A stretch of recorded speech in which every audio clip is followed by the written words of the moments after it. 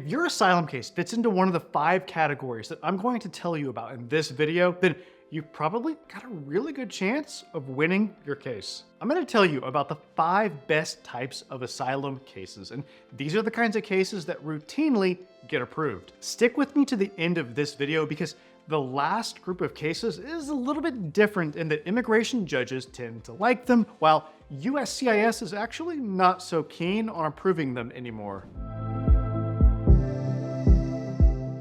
I'm Brian Manning, and I used to be an asylum officer with the government, but now, as an asylum lawyer, I help immigrants all over the country to secure their future in America through asylum. Let me know in the comments if you've got an asylum case pending or are considering applying, and I'd especially like to hear from you if you've been waiting for an asylum interview for multiple years. All right, the US government keeps statistics on asylum approvals by various metrics, including by nationality, but they don't do this for case type. Like, there's no statistics on what kinds of claims, substantively speaking, get approved. But during my time as an asylum officer with USCIS and now as an asylum lawyer, well, I've seen certain trends, and I can tell you what I believe to be the strongest case types. Now, to be clear, just having a case similar to one of the ones that I'm going to tell you about does not necessarily mean that you're going to win asylum. Lots of cases that should get approved don't end up getting approved. There's a whole lot that goes into putting together and presenting an outstanding asylum claim.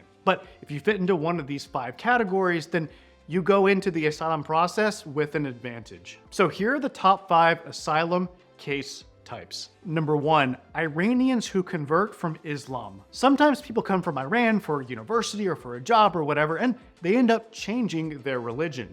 Some convert from being Muslim to Christianity or to the Baha'i faith, or they might just give up Islam and start to consider themselves to be an atheist or perhaps agnostic. And doing this can put them at real risk because it's illegal in Iran to convert from Islam or to renounce it. And this isn't just some old law on the books that doesn't get enforced. To be clear, it's taken very seriously, and people really do get jailed or sometimes worse for taking these actions. And even if the authorities don't come for them, well, they still would not be able to openly live out their new faith or belief systems without real fear of being harmed. So these represent strong religious persecution asylum cases. Now, the key to these cases is convincing the immigration judge that you actually have converted. You see, sometimes people lie about this because they've heard that this is something that can qualify a person for asylum. So you've got to provide evidence that your case is legitimate, and you have to be prepared to speak at your interview in a way that the decision maker expects someone in this position to speak. All right, number 2 on our list of the top 5 asylum case types is Russian political dissidents. If you're from Russia and you've ever had any problems in the past with the authorities there because you criticized the government or because they thought that you opposed Vladimir Putin, then you've probably got a strong asylum case. Even Russians who have not had contact with or threats from the government may have a solid chance at winning asylum. If you've criticized the Russian government on social media, or you belong to or support an opposition political party or movement, well, you may have a viable asylum claim. This is because there's lots of information out there making clear that people who have been deemed as critical of the Russian government are at real risk. And this is especially true since the invasion of Ukraine, when Russia began to crack down even harder on its critics. By the way, if you want to maximize your chances for asylum success, then be sure to hit the subscribe button and the bell notification so that you don't miss the insights that I share here on this channel. Okay, next up, number 3 on our list of the top 5 asylum case types is Afghans who worked with US or Western forces. People from Afghanistan have real reason to fear being persecuted by the Taliban, which is now, in fact, the government of Afghanistan. If they've worked with or otherwise supported the United States government or other Western countries back before the Taliban took over. And the same is actually true for people who worked with or otherwise supported the Afghan national government, which was the government before the Taliban took over in August 2021. The Taliban is now going after these people, whom it sees as opposing its own political power and its plans for governing the country. For example, lots of asylum seekers worked as interpreters or translators for the US or perhaps UK military. Those people are seen by the Taliban as traitors. This can make for a strong asylum claim based on the protected ground of political opinion. Okay, moving on, we're at number 4, which is asylum cases centered on members of the LGBTQ community. USCIS calls these, quote, sexual minority cases, covering anyone who's not a heterosexual or who has a gender identity outside of the mainstream. Being a member of the LGBTQ community can qualify you for asylum if you're from a country where such people are regularly harmed and where the government is either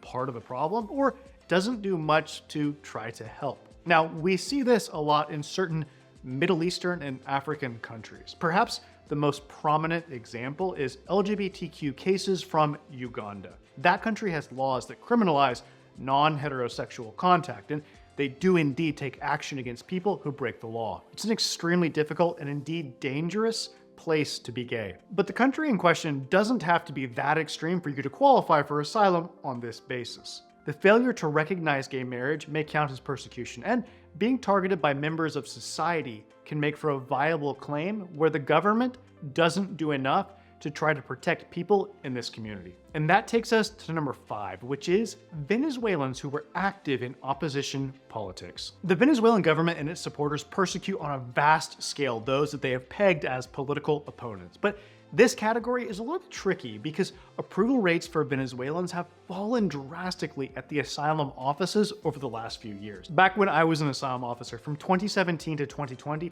most Venezuelans got approved. But now USCIS is approving well under half of those cases. I'm still searching for a good explanation for why that's the case. Let me know in the comments if you've got any ideas. What's interesting is that approval rates for Venezuelans remain high in immigration court. They haven't fallen off a cliff there like they have over at USCIS. So while this does remain one of the best asylum case types, understand that you've got your work cut out for you if your case is pending with USCIS. If you're ready to take the next step and get help with your asylum case, then call my office today. That number is 713-909-0401. And remember, we help people all over the country, so it doesn't matter where you live. Call us now to schedule an asylum strategy session so that we can help you secure your future in America through asylum. Again, I'm Brian Manning, and it's an honor to serve you in your asylum journey.